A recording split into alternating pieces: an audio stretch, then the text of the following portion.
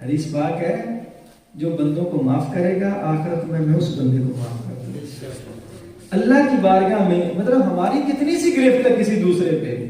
اس کا کاری کیا سکتے ہیں، پھر بھی معاف نہیں کرتے۔ اور جو قادر مطلق ہے، جو چاہے جب چاہے کر سکتا ہے، وہ اتنے اختیاروں والا رب وہ معاف کرنے کے لیے راضی ہو جاتا ہے، اور ہمارے پاس کوئی اختیار ہی نہیں ہے، پھر بھی ہم معاف کرنے کے لیے تیار نہیں ہوتے۔ ایک صحابی نا اپنے غلام کو مار پیٹ رہے تھے، اپنے غلام کو پیٹ رہے تھے، نبی پاک صلی اللہ علیہ وسلم اس گلی سے گزرے تو دروازہ کھلا تھا، نظر پڑ گئی کہ وہ بندہ اپنے غلام کو ڈانٹ رہا ہے۔ آپ صلی اللہ علیہ وسلم رک گئے، اس صحابی کا نام لے کے اسے فرمایا اسے کیوں مار رہے ہو؟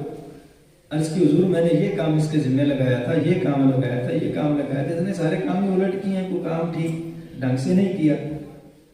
غلام ہے میرا، اس نے کام صحیح نہیں کیا۔ آپ صلی اللہ علیہ وسلم نے ارشاد فرمایا یہ تیرا غلام ہے، تیرے ماتحت ہے، اور اس نے تیرے حکم کی تھوڑی سی نافرمانی کر لی ہے، تو اتنا اس پر جابر ہے اور اتنا اس پر قبضہ رکھتا ہے کہ اسے سزا دے رہا ہے، تو تو نے غور نہیں کیا کہ جس کے قبضے میں تو ہے، جس کے قبضے میں تو ہے، اس کو کتنا اختیار ہے تجھے سزا دینے کا؟ اس نے بھی کبھی اسی طرح تجھے سزا دی ہے؟ روزانہ کی بنیاد پہ ہم سے جرم ہوتے ہیں، اس رب نے سزا ہی نہیں دی۔ ہم ہلکا سا کہہ دیتے ہیں نا مالک معاف کر دے، پیچھے جتنے کیے ہوتے ہیں وہ سارے معاف کر دو، وہ سب معاف کرنے کے لیے تیار ہو جاتے ہیں۔ ہم کہہ دیں صحیح، کیونکہ رسالت مآب صلی اللہ علیہ وسلم نے حضور نے ارشاد فرمایا جب تم اخلاص سے کہتے ہو یا اللہ معاف کر دے تو پیچھے والے سارے گناہ اللہ معاف کر دیتا ہے، اور پھر وعدہ کر دیا اللہ آئندہ نہیں کریں گے، لیکن اگلے دن میں پھر کر لیتے ہیں، پھر معافی مانگتے ہیں وہ پھر معاف کر دیتا ہے۔ تو بھئی بندے کے اندر بھی یہ جذبہ ہونا چاہیے۔ پھر حضور نے اس صحابی کو فرمایا جتنی تجھے اس پر گرفت ہے نا، اللہ کو تم پر اس سے کہیں زیادہ گرفت ہے،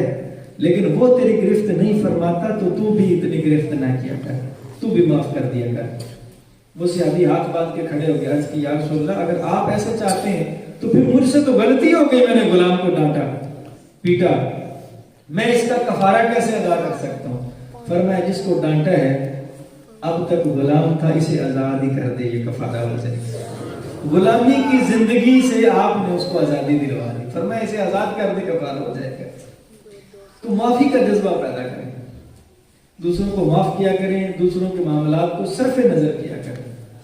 تو یہ بھی بہت بڑی نیکی ہے، بلکہ اتنا بڑا سبب ہے جو آخرت میں بندے